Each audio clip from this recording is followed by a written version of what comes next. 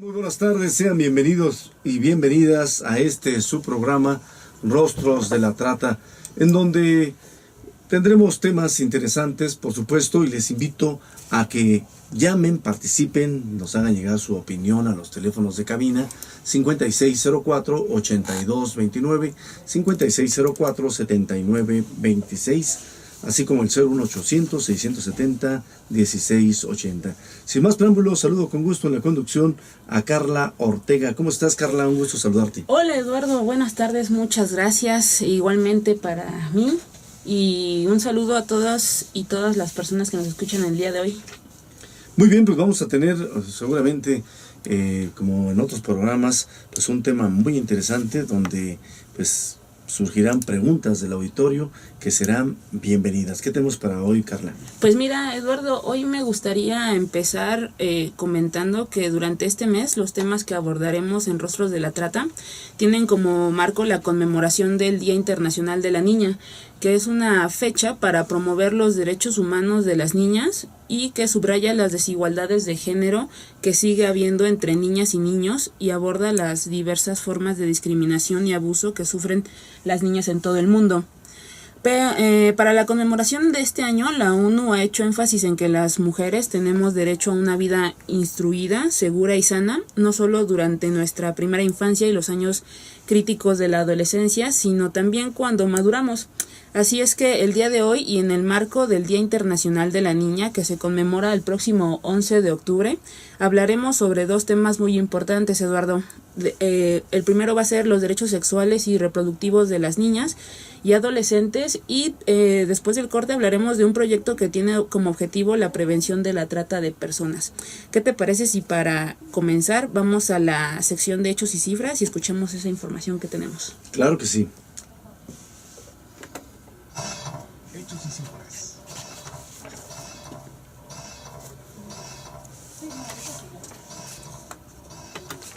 La Organización Mundial de la Salud estima que todos los años se producen 340 millones de casos nuevos de infecciones bacterianas de transmisión sexual, mientras que cada año alrededor de 8 millones de mujeres embarazadas sufren complicaciones potencialmente mortales a consecuencia de infecciones de transmisión sexual y del mal estado de su salud sexual.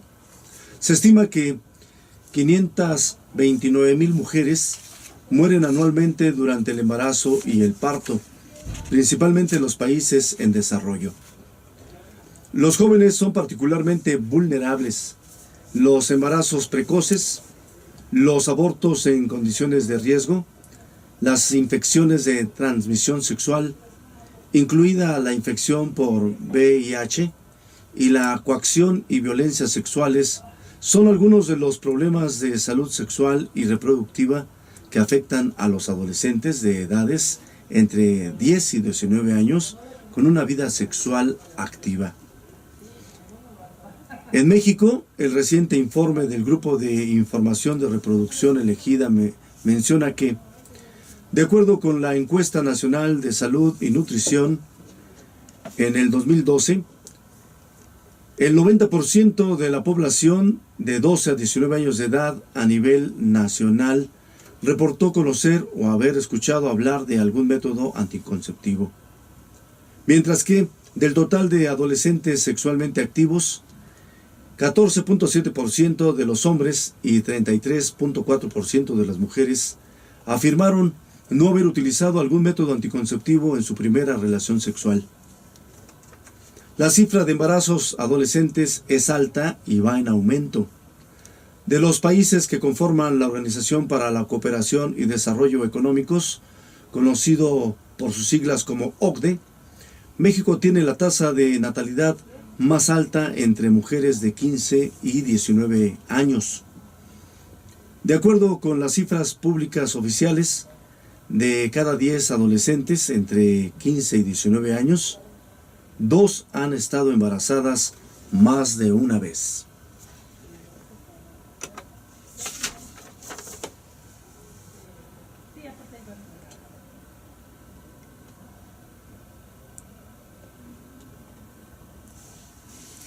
Gracias, Eduardo. Pues bien, como acabamos de escuchar en esta sección, ¿Por qué es importante hablar de derechos sexuales en las niñas? Miren, habrá quien piense que eso no es lo mejor para la educación precisamente de niñas y niños.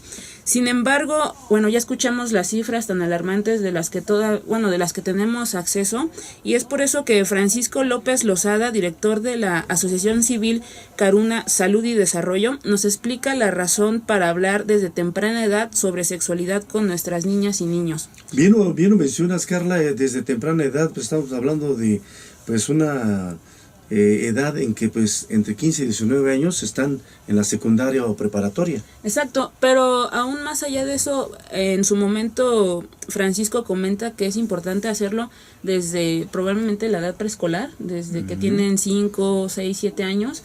Y bueno, les voy a platicar primero quién es Francisco. Francisco López Lozada es consultor con 15 años de experiencia en el diseño e implementación de proyectos y materiales educativos, específicamente en temas de desarrollo social y salud sexual en materia de sexualidad, diversidad sexual, género, violencia, estigma y discriminación, así como salud sexual y reproductiva, derechos sexuales y reproductivos y estrategias de prevención de VIH-Sida. De 2005 a la fecha es miembro del Pool de Consultores Comunitarios en Educación Sexual y Movilización Comunitaria para la Respuesta al VIH-Sida y las redes comunitarias de Latinoamérica y el Caribe en VIH-Sida. Actualmente es presidente de Caruna Salud y Desarrollo AC. Y fue precisamente Francisco quien nos compartió que la sexualidad y el erotismo, la forma en que se maneje, entienda y viva, tiene una relación directa con la violencia estructural que vivimos las mujeres diariamente. No sé, Eduardo, ahorita con las cifras que nos compartiste, parte de los temas que brincan primero es justamente embarazo no deseado. Así es. Aborto. Infecciones de transmisión sexual también, por falta, como bien lo mencionas, y además por falta de información, y la prevención es importantísima, y sobre todo que tengan esta información, valga la redundancia, desde una edad, como bien lo mencionaste hace un momento, desde que son niños. Exactamente, y es que además de esos temas que son casi siempre los más visibles, hay que resaltar que esto está relacionado también con violencia sexual que se puede dar desde tempranas edades, y es por eso que Francisco resalta que en nuestra sociedad se ve a las mujeres primero como causantes de esas agresiones que viven. Segundo, que por ello la importancia de ejercicios de difusión de los derechos de las mujeres para que se entienda que en ninguno de sus momentos provocan ser agredidas. Es muy importante esta parte de la prevención en estos temas para que la gente tenga acceso a la información y justamente se rompan este tipo de paradigmas. Así es. También comenta que debemos entender que todas y todos somos partícipes desde la broma, el juego, incluso nos señalaba Francisco, desde la forma en que los varones aprenden a seducir a las mujeres, amedrentando y queriendo sorprender a las mujeres o a lo femenino en general, pues esta violencia alcanza a las mujeres también transexuales, bisexuales o lesbianas. Para lograr que el índice de embarazos adolescentes se mantenga a la alza, desde Caruna Salud y Desarrollo y también Rostros de la Trata se suma a esta postura, se hace la insistencia en promover y fomentar procesos educativos que impliquen justamente la educación sexual temprana, porque cuando hablamos del ejercicio de una sexualidad, hablamos de que toda la información científica y toda la información relacionada al género, es decir, a la sexualidad y las expresiones de la diversidad sexual, son en su conjunto una herramienta para que cada quien se vuelva constructor o constructora de la vida que quiere tomar, ¿no? Al final, todos debemos ser responsables en ese sentido, sobre todo las personas adultas, cuando tenemos niños y niñas a cargo, de que tengan las herramientas a su alcance para que puedan prevenir justamente este tipo de situaciones, ¿no? Por supuesto, y como bien mencionaste, al tener la información, tanto niñas como niños, esto nos va a ayudar a crear un ambiente de respeto y además una sana convivencia. Sí, y fíjate que hace ratito, mientras venía en camino, venía pensando, ¿qué impacto tiene en un niño que a esa edad sufra de algún tipo de violencia o algún adolescente, por ejemplo en este caso cuando son embarazos no deseados? ¿Cómo cambia eso totalmente el desarrollo de su personalidad ya cuando va a ser adulto? y la importancia justamente que tiene el prevenir esas situaciones, sobre todo, insisto, las personas que tenemos la responsabilidad de divulgar esa información, ¿no? Por supuesto que además cambia todo el panorama, además si te encuentras en etapa de estar en la escuela, hacer tareas y de repente tener un embarazo no deseado, pues de por sí la situación es difícil cuando eres estudiante, esto viene a complicarla. Exactamente. Pues Eduardo, si te parece bien, vámonos a un corte. Vamos al corte de estación, tenemos líneas telefónicas a sus órdenes para que ustedes nos llamen, participen con sus comentarios, si tienen alguna pregunta en particular, será bienvenida al 5604-8229, 5604-7926 y el 01800-670-1680. Vamos al corte y ya volvemos en su programa Rostros de la Trata. Por mucho tiempo ha existido una gran resistencia para reconocer a niñas, niños y adolescentes como sujetos de derechos, es decir, personas que tienen derechos humanos propios que no deberían depender de adultos para su concesión.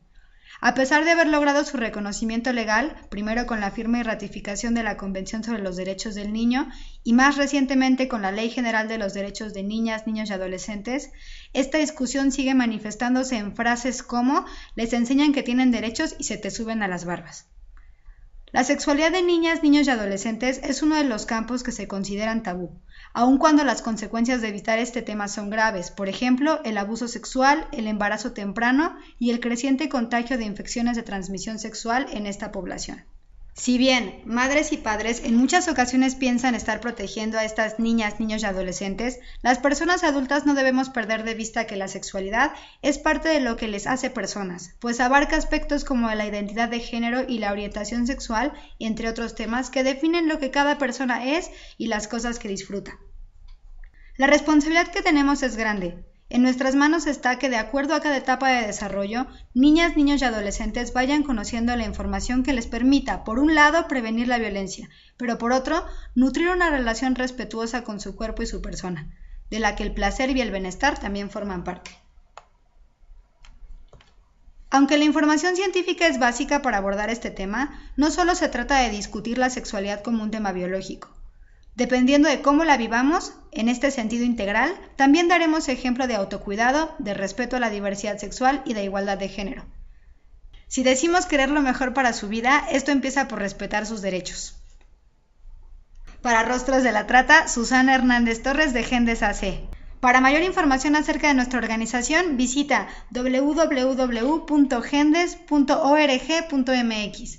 604-7926 y recuerden 01800-670-1680.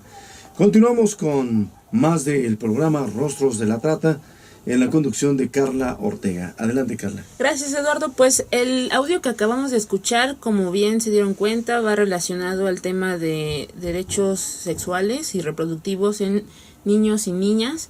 Y pues como bien lo mencionaban ahí, los adultos tenemos mucha responsabilidad en la divulgación de esta información para precisamente evitar que caigan en algún tipo de situación de violencia. Ahora, como bien se los habíamos anticipado al inicio del programa, vamos a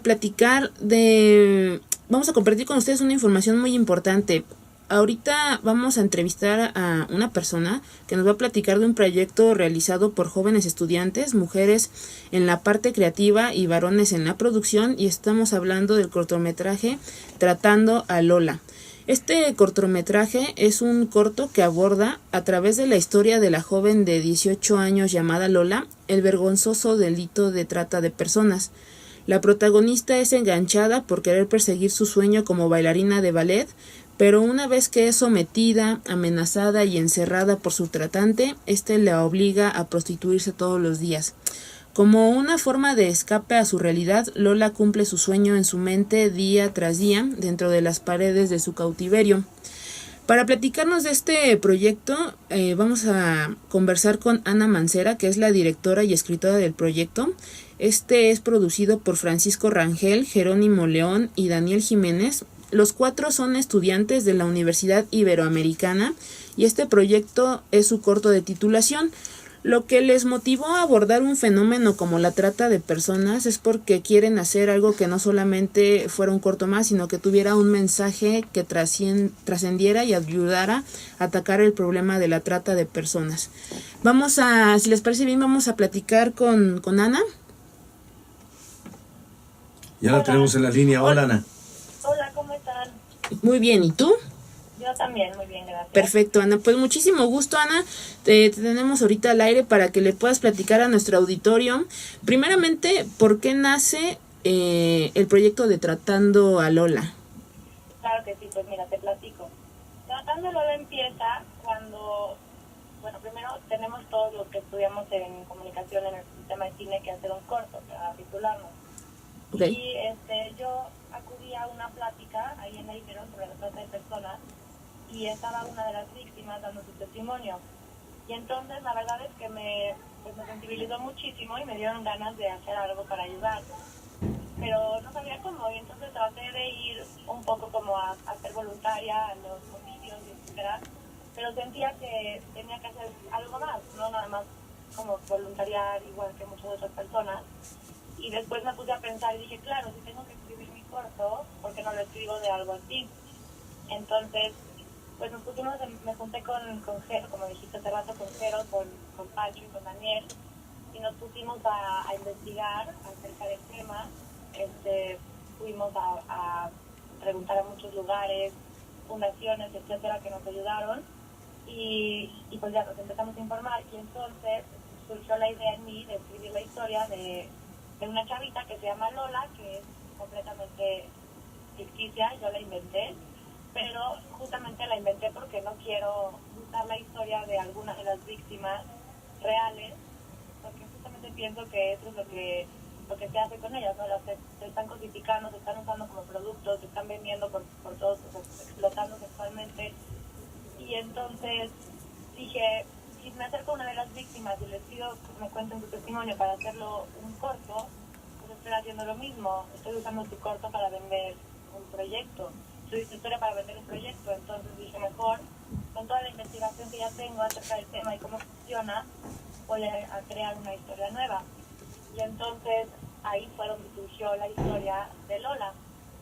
Y pues empezó siendo la historia de una niña que terminaba siendo manipulada en este mundo de la producción sexual, porque hay muchas formas de entrar, ¿no?, a este negocio.